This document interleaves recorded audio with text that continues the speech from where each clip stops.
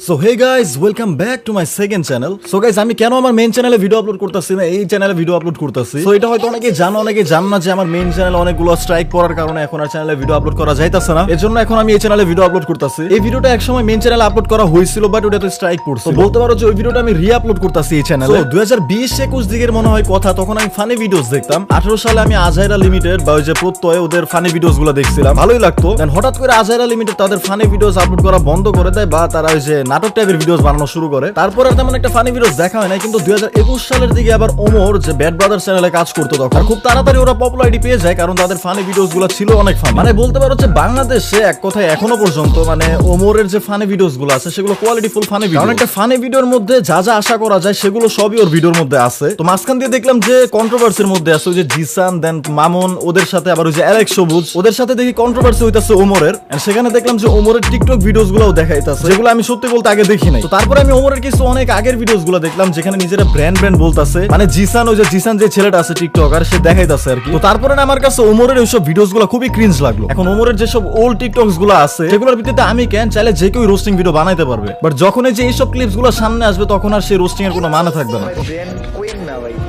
আমি কোনো ব্র্যান্ড না, বাট আমি জানি আমার কন্টেন্টটা একটু রোস্টিং কন্টেন্ট টাইপের হয়ে গেছে, তো আমি মাপ চেয়ে নিতেছি। তখন মনে করো যে আমার নিজেরই কেমন জানি লাগবে যে যেখানে ও নিজেই স্বীকার করছে সেখানে তো রোস্টিং করার কিছু নাই। মানে একটা মানুষ ধরো যে আগে একটু ক্রিঞ্জ টাইপের ছিল, পরবর্তীতে যায় তার মেন্টালিটি ম্যাচিউর টাইপের হয়ে গেছে, তো সেখানে তো আর কিছু বলার থাকে না। 1.5 বছর না 6 বছর হবে, তো 6 বছর তো হবে মেবি। তো 6 বছর আগে দ্য আজাইরা লিমিটেড নামে একটা চ্যানেল ছিল, আমি তোমাদেরকে দেখাই, এই যে দ্য আজাইরা লিমিটেড।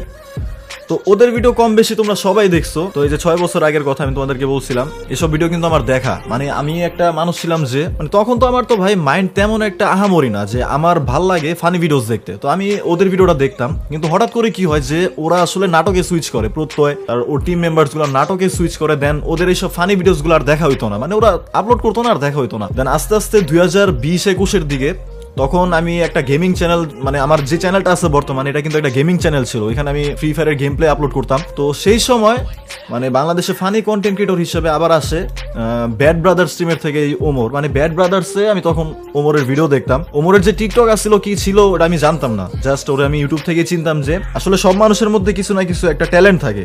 দেখবা কেউ রান্না করতে পারে ভালো, কেউ ক্রিকেট খেলতে পারে ভালো, কেউ ফুটবল খেলতে পারে ভালো, তেমনই মনে করো মানুষকে হাসাইতে পারে ভালো ওমর। মানে এটা কিন্তু 2021 সালের দিকের কথা, তখন ওরা ফানি ভিডিওস বানাইতো এন্ড তখন আমি ফানি ভিডিওস পছন্দ করতাম। মানে থাকে না মানুষের পছন্দ যে, মানে এখন তো ভাই আমার তেমন ফানি ভিডিওস দেখা হয় না, বাট ওরে আমি যখন চিনি তখন আমি ফানি ভিডিওস দেখতাম। এন্ড সত্যি বলতে যে ওর মানে ওর ভিডিও যদি আমি এখন একটা দেখি, যে এটা আমি একটু আগে দেখছি তাও তেমন একটা দেখিনি, হালকা একটু দেখছি, ভাবছি তোমাদের সাথে দেখবো। কিন্তু ওর ভিডিও যদি আমি দেখি, মানে যেই দেখুক মানে হাসানোর ওর অ্যাবিলিটি আছে, এটা আমি মানি, ওর হাসানোর অ্যাবিলিটি আছে।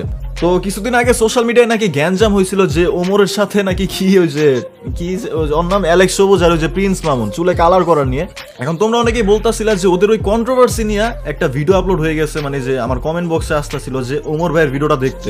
এখন ওমর যে চুলের কালার করা নিয়ে খুঁটা দিছে, এটা কিন্তু খুব একটা খারাপ কিছু বলে নাই, ভালো একটা খুঁটা দিছে। এখন দেখো এমন না যে বিষয়টা ওমরের ফ্যান ফলোয়ার্স বেশি এই জন্য আমি তোমাদেরকে এগুলা বলতাছি। আমার কথা হইতাছে আমার কাছে ওমর একটা ফানি কন্টেন্ট ক্রিয়েটর, মানে ওরে আমি একটা কন্টেন্ট ক্রিয়েটর হিসেবে দেখি। মানে ওর যদি 30 মিনিটের একটা ভিডিও হয়, বলতে পারো যে 30 মিনিটের একটা ফানি নাটক হইতাছে, সেই হিসাবে ওমর আমার কাছে একটা কন্টেন্ট ক্রিয়েটর যার কন্টেন্ট হচ্ছে ফানি ভিডিও বানানো। এখন তোমরা যদি আমাকে ওই নজরে বলো যে ওমরের সাপোর্টার্স বেশি এন্ড অ্যালেক্স সবুজ আর প্রিন্স মামুনের হেটার্স বেশি, এই জন্য আমি এই কথা বলতাছি। দেখো জায়রা লোককে তো তোমরা চিনোই, যাকে নিয়ে আমি যে গতকালকের আগের দিনে একটা ভিডিও আপলোড করছি। জায়রা লোক যখন প্রথম ভাইরাল হয় একটা গান দিয়ে, সবাই কিন্তু রোস্ট করছে কম বেশি, কিন্তু আমি রোস্ট করি না। আমার চ্যানেলে জায়রা লোককে নিয়ে কোনো রোস্টিং ভিডিও, কারণ ওই যে জায়রা লোক রায়হান যে মানুষটা ছিল সে একটা স্কিলফুল মানুষ, তার স্কিল আছে। এটা যখনই আমি জানছি তার রোস্টিং করার চিন্তা ভাবনা আমি মাথা থেকে ফালাই দিছি। ওমরের বিষয়টাও প্রায় ওই রকম, মামুন রে বলো ওই সবুজ রে বলো, আমি ওদেরকে রোস্ট করছি কারণ ওরা আমার কাছে কোনো টাইপের ক্রিয়েটর। ওমরের ফানি ভিডিও আমি দেখতাম, ওরা আমার মনে হয় যে একটা কন্টেন্ট ক্রিয়েটর যে ফানি ভিডিও বানায়। বাট যদি এমন হইতো সে ফানি ভিডিওস বানায় না বা তার আলাদা কোনো পরিচয় নাই কন্টেন্ট ক্রিয়েটর হিসেবে, টিকটকে এসে ওই অ্যালেক্স সবুজ আর প্রিন্স মামুনের মতোই ভিডিও বানায় চুলমুল কালার কইরা, দেন যদি আমি অ্যালেক্স সবুজ আর প্রিন্স মামুনের রোস্ট করতে পারি তাহলে আমি অবশ্যই ওমরেও রোস্ট করতে পারতাম। বাট ওমরে আমার একটা কন্টেন্ট ক্রিয়েটর হিসেবে মনে হয়। এখন বাংলাদেশের মানুষ ফানি ভিডিও বেশি পছন্দ করে, দ্যাটস ওয়াই ওমরের ফ্যান ফলোয়ার্স একটু বেশি হইতেই পারে। এমন না যে ওর ফ্যান ফলোয়ার্স বেশি আছে দেখে ওরে রোস্ট করতেই হবে এমন কোনো কথা নাই। ও ফানি ভিডিওস বানাইতাছে, ভালো বানাইতাছে, সেখানে মানুষ হাসতাছে, ইভেন আমিও একটা সময় দেখে হাসছি। মানে ভিডিওতে আমি কোনো ন্যাকামি দেখতাছি না, মানে একটা লেজিট ফানি ভিডিও দেখতাছি আমি, তো সেখানে আমার রোস্টিং করার কোনো আমি কিছু দেখতাছি না, যেটা সত্যি কথা। মানে ভিডিও হইতাছে একটা ফানি ভিডিও, এখানে যদি আমি রোস্টিং করতে যাই ওটা লজিক। এখন সাবস্ক্রাইবার তো ভাই রাকিব হোসেন এন্টারটেইনারও আছে, এই জন্য কি আমি রোস্ট করা বাদ দিই। মানে বললাম তো, যার মধ্যে মানে কন্টেন্ট ক্রিয়েটর হওয়ার একটা যোগ্যতা আছে তারে আসলে আমি রোস্ট করি না তেমন একটা। আর যার কাছে ভাই স্কিল থাকে সে আসলে কখনো থাইমা থাকে না, এই বাল বইলা লাভ নাই। যেমন প্রত্যয় তখন একটা সিঙ্গেল ইউটিউবার ছিল, প্রত্যয়ের টিমরা তখন মনে করো যে একটা সং বের করছিল বসেন বসেন নামে, এন্ড 2017 সালে এই গানটা 20 মিলিয়ন ভিউজ ক্রস করে, ঠিক আছে। তো তখনকার সময় আসলে একটা প্রাইভেট ইউটিউবার মানে একটা সিঙ্গেল ইউটিউবারদের কাছ থেকে 20 মিলিয়ন ভিউজ,